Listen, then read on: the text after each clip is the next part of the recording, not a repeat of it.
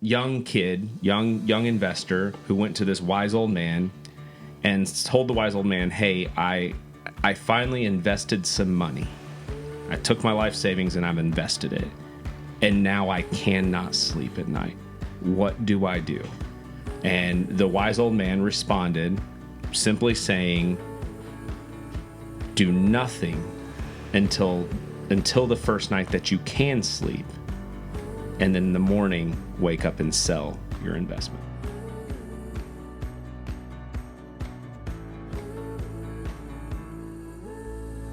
Quote says, "Fear and greed are the two most powerful forces in finance." And with that, I want to lead into a story, and it's a quick story about a young kid, young investor who went to this wise old man and told the wise old man, "Hey, I finally invested some money. I took my life savings and I've invested it, and now I cannot sleep at night. What do I do?" And the wise old man responded, simply saying, "Do nothing until the first night that you can sleep, and then in the morning wake up and sell your investment." Right? The idea that if you are nervous about giving your money to someone to grow it, that's probably a healthy place to be, and we definitely don't respond out of fear. We don't panic and sell. But at the same time, if we start to get super comfortable with something, it might be this sense of euphoria. This calmness might be because we've made money and made money and made money, and now we can sleep at night. That might be an indicator to sell. So I thought that was a really cool story. My thought, Josh, I want to throw it over to you. We are not rational. We are human beings and full of emotion, especially with things that are close to us. I think we just need to be like we need to stop lying to ourselves and telling ourselves there are. What are your thoughts there? Yeah, I just think you've got to. The whole point of having an advisor or having somebody like us is so you can take the emotion out of your investment strategy, and you can make rash decisions, or we can make rash decisions for our client because we know our client, we know their goals. If they're defined correctly, then we can make a decision that's not based on emotion. Where a lot of people that invest their own money invest on emotion more than they do anything else. Yeah, and one of my, I wrote down a quote from Benjamin Graham, and his quote says that investors are the biggest problem, maybe even their own worst enemy. They are likely going to get in their own way. Yep. So here's the big truth. And this truth applies across the board. Like if you're in love with somebody, if you have a kid, if you have a spouse, like the things that are closest and nearest and dearest to our hearts, those are the things that we get most emotional about. And when we're insanely emotional about something, it affects our ability to make decisions. Money is no different. Our money, our livelihood, we put things on the line. It's close. It's near. Like the money I invest is for something later on in life. And if there's something there that is like important to me later on in life, the ups and downs, I'm going to get emotional about it, right? So the reality here is that it's going to affect and impact and influence my decisions, and awareness is the biggest like friend that I have, my own self-awareness. And if I know that I'm an emotional creature, which we all are, nobody out there is not an emotional creature. If we're emotional, then there's probably a reason we should have some accountability. And whether you rely on like a friend, a group, a matrix, or a professional, accountability is wildly important, right? What are your thoughts? Yeah, I mean, I really don't have anything else to say other than from what you just said. That's a huge thing with our clients is, getting them to accept that awareness and knowing that, they might be making bad decisions, and when we ask them or we develop a plan for them, they might be hesitant, but again, we're making decisions that aren't based on emotion where they are. And it's you kind of were alluding to this. We talked about this in a couple previous episodes, that the process of becoming self-aware. We talked about like kind of discovering your why. We talked about the 7 whys to know, like asking 7 whys to know yourself better. We talked about that Simon Sinek exercise, above the line, below the line. Like, it's a process. It's hard. It's uncomfortable. We're not naturally good at being self-aware. Yep. It takes quiet time. It takes reflection. It takes honesty. It takes searching out truth and sitting. And like, the worst part is we don't like to do it because it's uncomfortable, but also we might learn things about ourselves that we don't love, right? So in that sense, getting that self-awareness is so critical and so difficult. I want to examine a thought. I wrote down this idea: buy low, sell high. Mm-hmm. What is like that is the biggest like truth in investing, right? Buy low, sell high. That's how people make money, largely. Like that's a truth in investing. That's a very common thing that even if you don't know much at all about investing, you probably have heard that before. And even though it's like the most elementary common knowledge piece of thing that we could know about investing, people always do the opposite. We're terrible at it. They always do the opposite. Yeah. I mean, I could go and poll 100 people on the street. Like if I just said buy low, sell high, like, what does that mean? They'd be able to tell me. Be like, are you any good at it? Nope. They might think they are, but they're not. They're not. Right? We see it all the time. Instead, fear and greed creep in. And if I have fear and greed all inside me affecting my decisions, what do I typically do? I buy the rally and sell the dip. Yep. Right? And that is exactly opposite. Right. If I'm buying the rally, it means I'm buying high. If I'm selling the dip, it means I'm selling low. And that's, thank you, fear and greed. Yep. Right. So this is where the accountability comes into play. Warren Buffett kind of alluded that he said it a little bit differently, but I think the sentiment's the same. He said that the stock market is a device for transferring money from the impatient to the patient. And I think if we dissected that word, the impatient, or that phrase, the impatient, we would see a bunch of people that were either very making decisions out of fear, or riding the high tide off of greed, right? But you can correlate this with market cycles, right? So we hit that euphoria around November of 2021. We hit that euphoria. So everybody thinks, oh, I can invest right now and I'm going to make money because we've been, everybody's making money. And that's that market cycle of euphoria. That's when you need to check yourself because, we saw it. That's when we went to a bear market after that. Yeah, I was actually like doing some research for this show. And one of the things that I saw was this guy that said, he was like, you are emotional. And if you disagree with me, why do economic and business cycles exist? Right. Because if nobody had any emotion, the market would be one slow, steady climb. That would be that straight line that we always talk about. That everybody wants. That doesn't. Why Yeah. doesn't exist? Because people get excited in bull markets. Yep. And they get pessimistic. Then they panic. And we actually have tools. Like the market has like the VIX, right? Like it's a fear gauge and an emotion gauge. So very important to understand that. I think a lot of people do understand fear and greed can like influence our decision.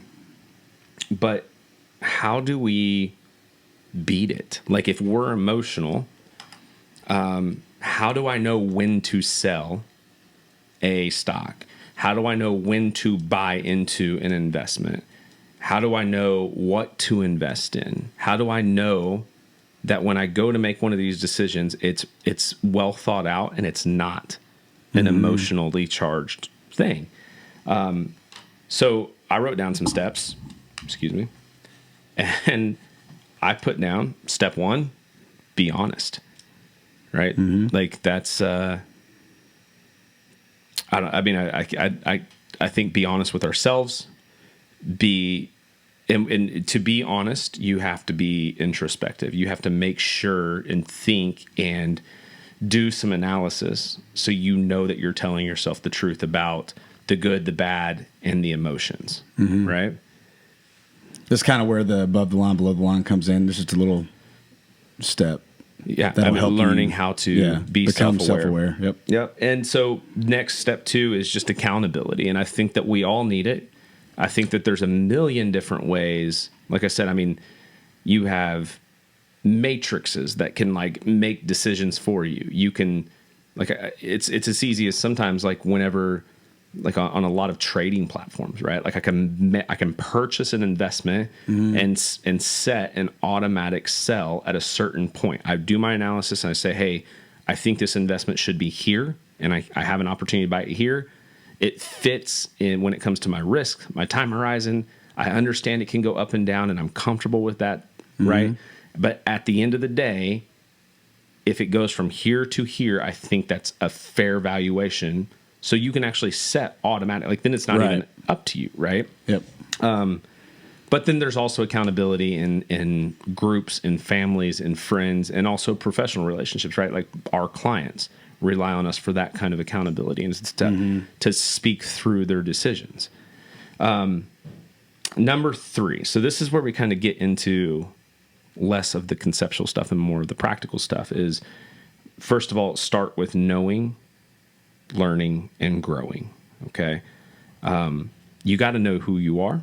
So that's where you were talking about that above the line, below the line exercise we talked about in a previous show.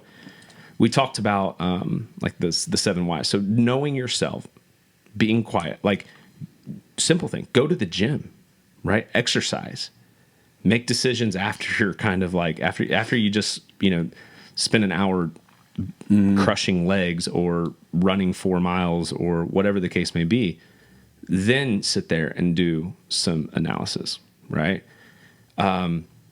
You can also, or do some quiet time, some reflection. The other part of this too is like in the knowing yourself, learning and growing, it's a process, it's a journey. You're not going to be good at it the first time, but really also you have to start with setting some really personalized goals. And we've talked about this before too. People are terrible at that. We borrow intellectual ideas from one another. It's groupthink. Yep. My goals might look very similar to yours if I just guess at them. And if we don't have conviction, if we don't have passion, if we don't make our goals compelling to who we are and what we need, we're going to bail.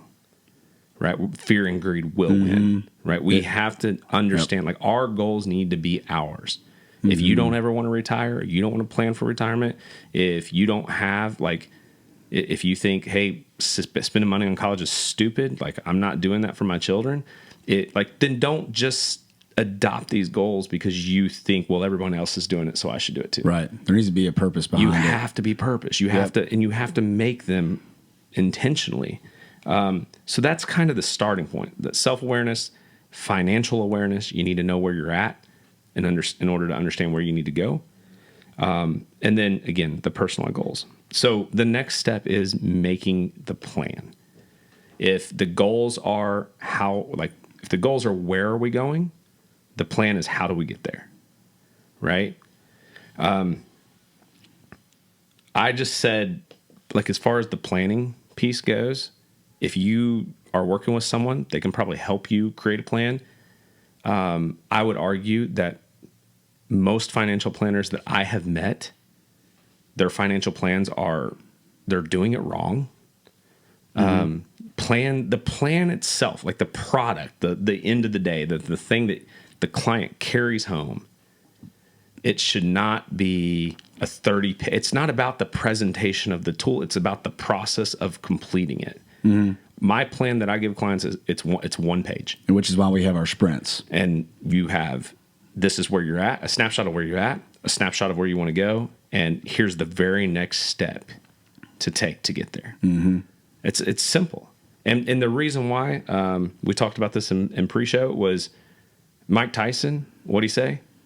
Everyone has a plan Until they get hit in the face. until they get hit in the face, right? Yep. There's no point in spending hours and hours and hours completing this 130-page like document Yep. and putting it in a leather, because it's by the time you leave. Well, first of all, probably even by the time it's completed, it's already like 30% wrong. Right. Right? Like it is an evolutionary document. It is meant to grow and change with you. It's meant to be something that's adaptable. And if it's true today, it should be true tomorrow with some tweaks. So, but the process of planning, sitting down, looking at where I'm at, looking at where I need to be, yep. What's the next step? That process, that reflection, are my goals still relevant? Is my vision and purpose in life am I being fulfilled? Am I happy now? Can I be happy later? Mm-hmm. That process.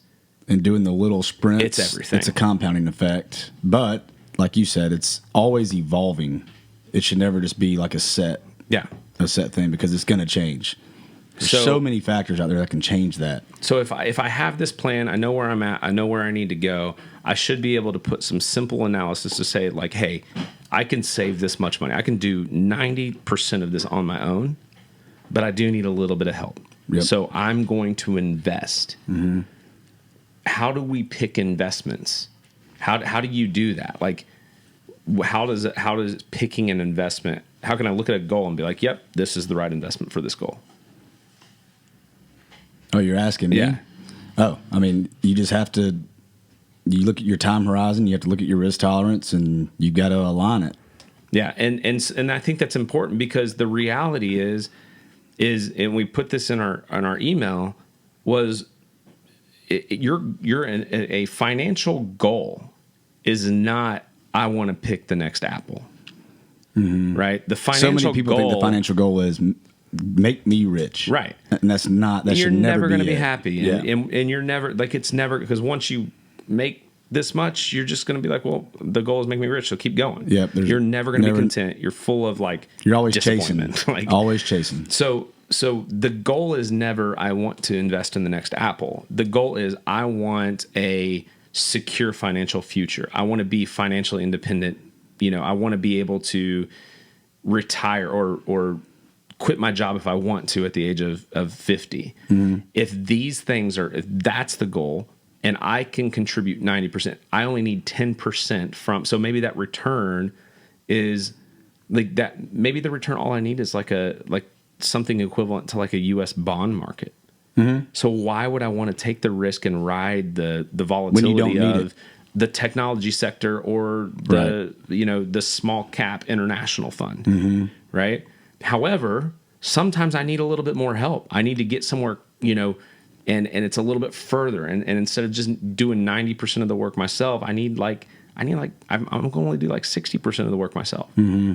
Right. But my time horizon is really, really good. And I understand volatility, and markets go up and down, and I have accountability with someone. I really, really do believe that because I'm young, I can take some additional risk. So maybe now the appropriate investment is a small cap, tech, international, whatever, blah, blah, blah. Yeah.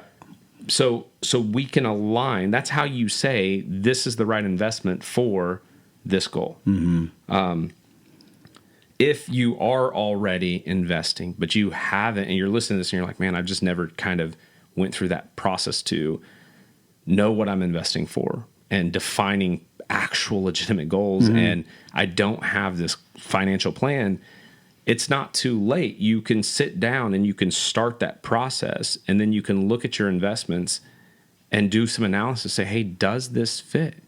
And if it doesn't fit, then all you need to do is like sell some things, right? Like you might have to sell, or buy something different. Right. If you go through this process, your portfolio is probably not 100% aligned if you've never done this before. So get on it. That's how fear and greed can derail you. We're all emotional, and the ups and downs of life, it can impact you, right? So we want to take time to acknowledge that we're emotional beings so we can be honest. We want to create some personalized goals, Yep. be plan driven, Have a purpose. and then stay the course, right? Josh, what do you got? Just have conviction in what you're doing. That's the biggest thing for, like, to set yourself up for success is having conviction. But having or getting to that conviction is the whole process we just talked about. 100%. Nailed it. Guys, that's what we got for you today. Hey, if you want to be part of this email series, just reach out. You can go to harpethwealthpartners.com, connect with us, send us an email, give us a call. You're also welcome to look around the website, see the kind of things that we offer to our clients when we work with them one-on-one. Happy to have a chat with anyone that has questions. And we also love feedback on the show. So if you have content ideas or criticisms and things that we could do better, we're learning this as we go. And we would love your feedback. We hope you did enjoy the content, the show. We hope that you enjoy some of the improvements that we are making. And we look forward to taking this journey with you. That's all I got. Anything We else? need some more golden nugget ideas sent to us. Send us some golden nuggets. nugget ideas. Yeah, if you have something that, if somebody told you something and like an older, like maybe somebody you trust, maybe a parent or a grandparent or a neighbor, and they were like, if you just do this, this is good. And you're kind of, maybe you are like, should I? Is that true? Or I started doing it and I just don't know if it's good. Or on the flip side, if you're older and you're like, man, if I would have just done this if I would have just started this when I was 25, or if I would have just made this decision, or if I have something that I could give to a younger generation that's in my head and in my heart, and I feel convicted of it, send us that stuff. We will actually do homework and actually find like scientific and mathematical proof that your golden nugget is true, or what you heard from your neighbor or saw on Instagram is true, or we'll tell you it's false, right? So we've actually been able to debunk a couple of these golden nuggets along the way too. So send us golden nuggets. We love doing homework for you guys and talking to you about things you want to hear about. All right. Later, y'all. See ya. We hope you learned from our conversation today. It is important to us that you know this is for educational purposes and not intended to be considered specific advice for any individual listener. If something we discussed is relevant to you and you have questions of how it might be applicable to your specific situation, please reach out to your financial professional. Of course, we are happy to have further conversations with you regarding specific questions or applications to your individual financial situation. With that, here are a few disclosures. Securities offered through LPL Financial, member FINRA, SIPC. Investment advice offered through Private Advisor Group, a registered investment advisor. Private Advisor Group and Harpeth Wealth Partners are separate entities from LPL Financial. The opinions voiced in this material are for general information only and are not intended to provide specific advice or recommendations for any individual. To determine which strategies or investments may be suitable for you, consult the appropriate qualified professional prior to making a decision. All performance referenced is historical and is no guarantee of future results. All indices are unmanaged and may not be invested into directly. Hypothetical examples presented are not representative of any specific investments. Your results may vary. With that, thank you, and we look forward to having you back. Take care.